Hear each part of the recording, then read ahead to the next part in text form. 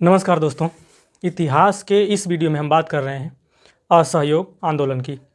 और असहयोग आंदोलन जो हुआ था 1920 से लेकर 1922 तक यह असहयोग आंदोलन चला। आशा करते हैं आप लोग अच्छे होंगे। और इस इतिहास के वीडियो में इसके पहले हमने बात की थी जलियांवाला बाग हत्याकांड की। जलियांवाला बाग हत्याकांड क्यों हुआ और जलियांवाला बाग हत्याकांड कब हुआ, तो 13 अप्रैल 1919 को हुआ था।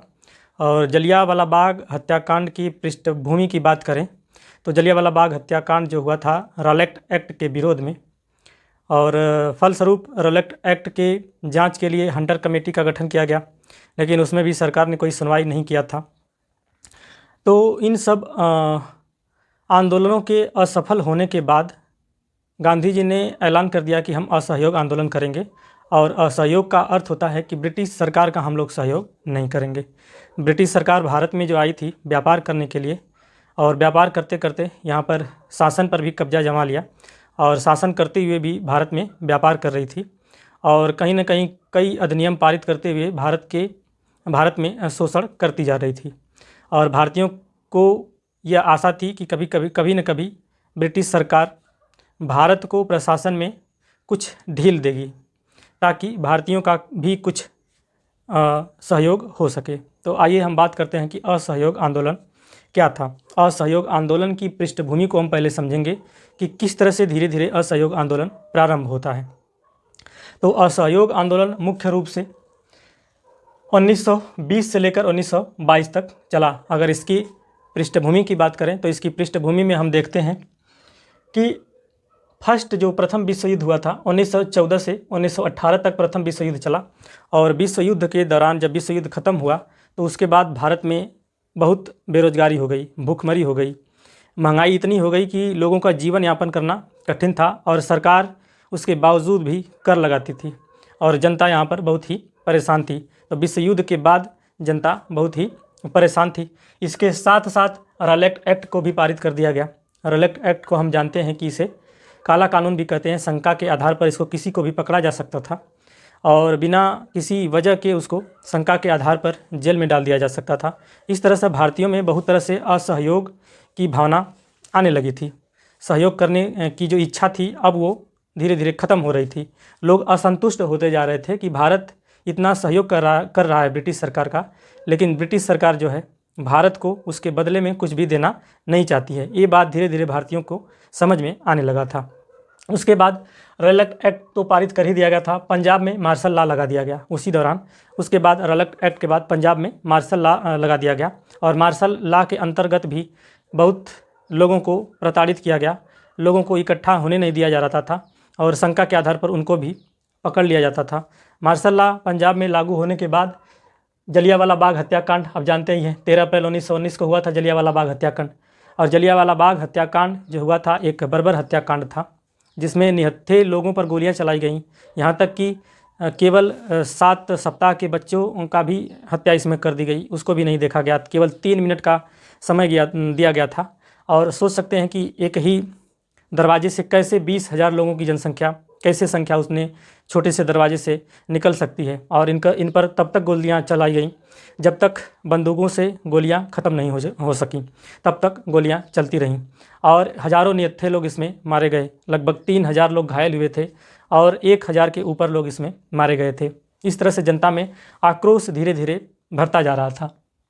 जलियांवाला बाग हत्याकांड हुआ। उसके बाद हंटर कमीशन, तो हंटर कमीशन का भी गठन किया गया। हंटर कमीशन गठित हुआ, लेकिन उसमें भी हंटर कमीशन के दौरान जो उसका रिजल्ट आया हंटर कमीशन का, उसमें जनरल डायर को बताया गया कि जनरल डायर ने जो किया था वो सही किया था, अपने बचाव के लिए सही किया था।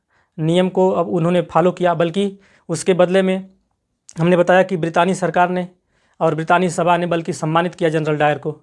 जनरल डायर को ब्रितानी सभा जो थी ब्रिटिश सरकार का शेर बताया। इन सारी बातों से भारतीय जनता की आंखें धीरे धीरे खुलने लगी थी, और इनको देखकर धीरे धीरे आक्रोश होता जा रहा था। उसके बाद आ गया 1919 में मॉन्टेग्यू चेम्सफोर्ड। मॉन्टेग्यू चेम्सफोर्ड की बात करें तो इससे भारतीयों में एक आशा थी कि मॉन्टेग्यू चेम्सफोर्ड जो सुधार आया है स्वराज की बात को करेगा। लेकिन मॉन्टेग्यू चेम्सफोर्ड जो सुधार आया इसमें भी स्वराज की बात नहीं थी। मॉन्टेग्यू चेम्सफोर्ड जो अधिनियम लाया था उसमें दैत्य शासन की बात हुई थी, स्वराज की कोई बात नहीं थी। दैत्य शासन को हम फिर कभी समझेंगे, उसमें भी सरकार की चालाकी थी। इस तरह से पृष्ठभूमि बनी धीरे धीरे असहयोग आंदोलन की। इस सारी बातों से जनता बहुत परेशान थी, उनके अंदर आक्रोश था और उनके समझ में आ गया था कि भारत में जो ब्रिटिश सरकार है वो भारतीयों का कोई सहयोग करने वाली नहीं है, केवल एक भुलवावा मात्र है। इस तरह से धीरे धीरे असहयोग आंदोलन की पृष्ठभूमि धीरे धीरे तैयार होती गई। और 1900 बात करें तो 1919 से लेकर 1922 में दो आंदोलन पैरेलल चले, दो आंदोलन साथ साथ चले। उसमें एक था खिलाफत आंदोलन और एक था असहयोग आंदोलन। जो खिलाफत आंदोलन था वो भारत से तो संबंधित नहीं था, लेकिन खिलाफत आंदोलन की एक बात करें तो मुख्य रूप से ये हिंदू मुस्लिम के एकता में बड़ा ही सहयोग रहा। इस आंदोलन के दौरान हिंदू मुस्लिम जो थे आपस में मिले, उनमें एकता बढ़ी। तो इस तरह से जो हम बात करेंगे खिलाफत आंदोलन की, तो खिलाफत आंदोलन का संबंध तो भारत से नहीं था, लेकिन हिंदू मुस्लिम एकता में थोड़ी सी बढ़ोतरी मिली। और बात कर रहे हैं कि प्रथम विश्व युद्ध जब खत्म हुआ तो तुर्की जो था वह जर्मनी तथा ऑस्ट्रेलिया का साथ दे दिया था। तुर्की जो था प्रथम विश्व युद्ध में जर्मनी तथा ऑस्ट्रेलिया का साथ दे दिया था। इस तरह से ब्रिटेन जो था तुर्की के खिलाफ हो गया था और तुर्की का विभाजन करना चाहता था। तुर्की में खलीफा पद था, मुस्लिमों में तुर्की में खलीफा पद था और खलीफा पद को जो है ब्रिटिश सरकार हटाना चाहती थी। इससे पूरे विश्व के जो मुसलमान थे ब्रिटिश सरकार के खिलाफ हो गए थे, क्योंकि तुर्की में जो खलीफा थे वे उनको धार्मिक रूप से पहचाना जाता था। पूरे विश्व के मुसलमानों के लिए वे धार्मिक रूप से एक खलीफा थे। ब्रिटिश सरकार थी तुर्की को अलग करना चाहती थी। और उसके बाद जब ये जान गया ब्रिटिश सरकार ने, तुर्की को देखा कि ये जर्मनी और ऑस्ट्रेलिया का सहयोग किया था, तो तुर्की के साथ कठोर रणनीति अपनाने लगी।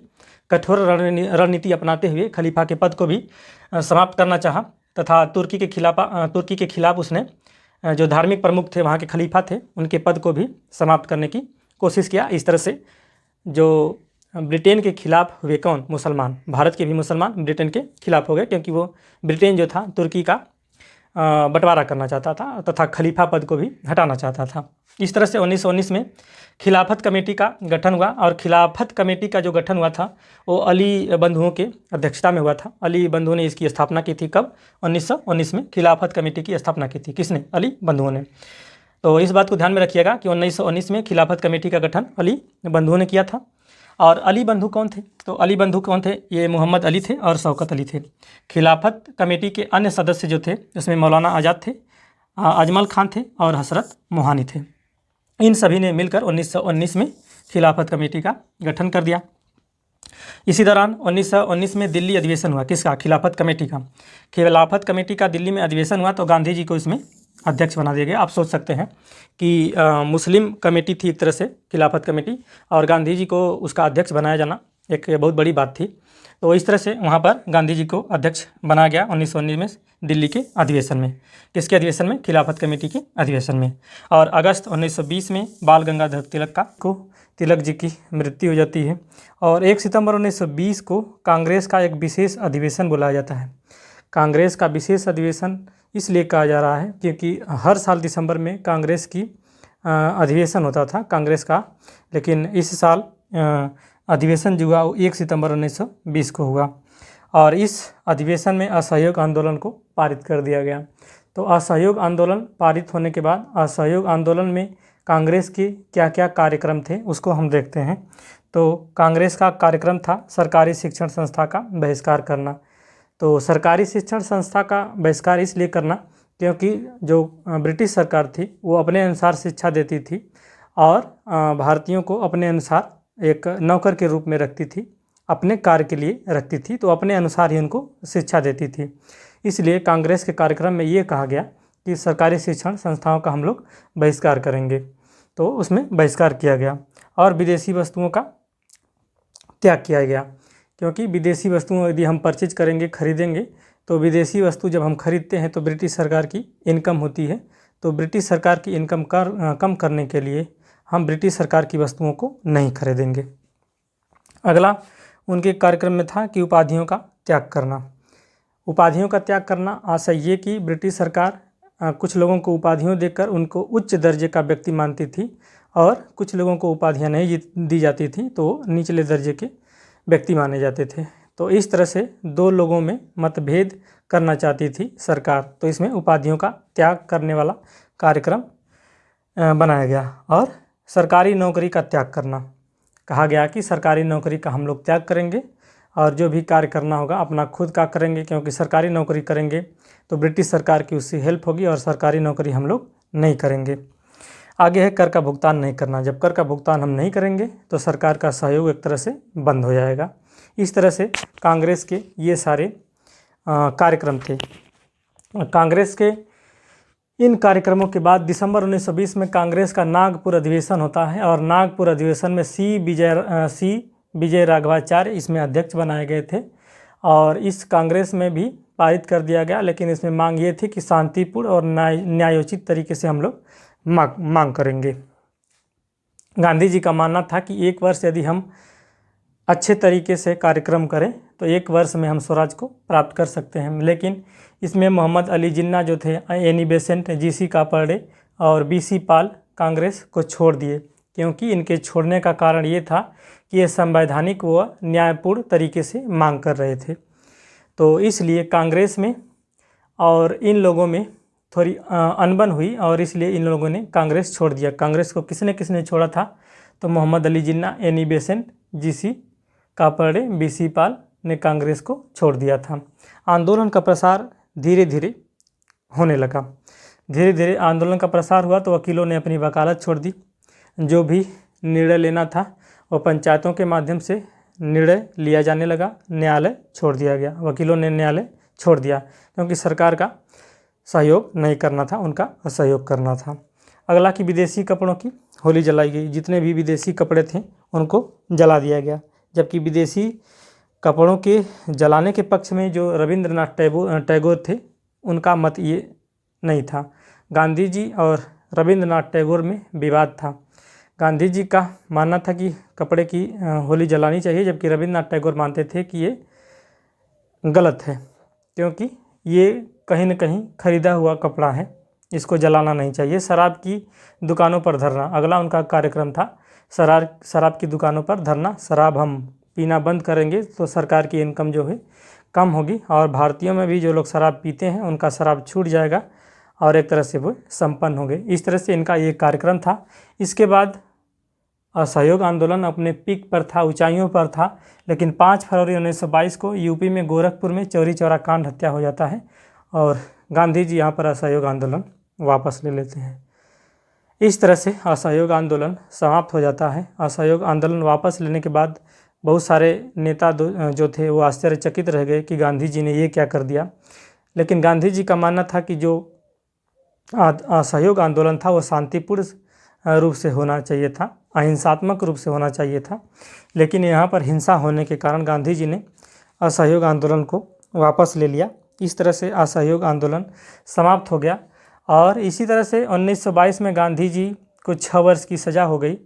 गांधी जी जेल चले गए और 1922 में तुर्की में मुस्तफ़ा कमाल पाशा आए और वहाँ पर तुर्की में विकास की नई नई योजनाओं को प्रस्तुत किया और तुर्की को बहुत आगे लेकर चले गए और 1924 में यहाँ पर खलीफा पद को समाप्त कर दिया गया। इस तरह से असहयोग आंदोलन और खिलाफत आंदोलन दोनों साथ साथ समाप्त हो गए। हम अगर कहें कि भले ही असहयोग आंदोलन सफल नहीं हुआ पूर्ण रूप से, लेकिन भारतीयों में एक विश्वास हो गया कि हाँ, हम लोग कांग्रेस के साथ मिलकर या पूरे भारतीय मिलकर ब्रिटिश सरकार से हम सफलता पा सकते हैं, अपने आप को स्वतंत्र कर सकते हैं, स्वराज को प्राप्त कर सकते हैं। और असहयोग आंदोलन के दौरान एक बात ये भी हुई कि हिंदू मुस्लिम एकता में भी बढ़ोतरी हुई। हिंदू मुस्लिम एक मिलकर साथ में चले और इसमें बहुत सारे लोगों ने भाग लिया। गरीब, अमीर, व्यापारी, हिंदू मुस्लिम सारे लोग साथ मिलकर काम किए थे असहयोग आंदोलन में। तो इस तरह से असहयोग आंदोलन से भारतीयों में ये विश्वास हो गया कि हम ब्रिटिश सरकार को हरा सकते हैं। भले ही ये सफल नहीं हुआ, लेकिन लोगों के अंदर ये विश्वास हो गया था। इस तरह से हम देखें कि असहयोग आंदोलन किस तरह से या इसकी पृष्ठभूमि क्या हुई, और अगले वीडियो में हम किसी दूसरी घटना के बारे में बात करेंगे और हम इस चैनल पर अगर हमारी वीडियो आपको अच्छी लगती है तो हमारी वीडियो को लाइक कीजिए तथा चैनल को सब्सक्राइब कीजिए। तब तक के लिए नमस्कार।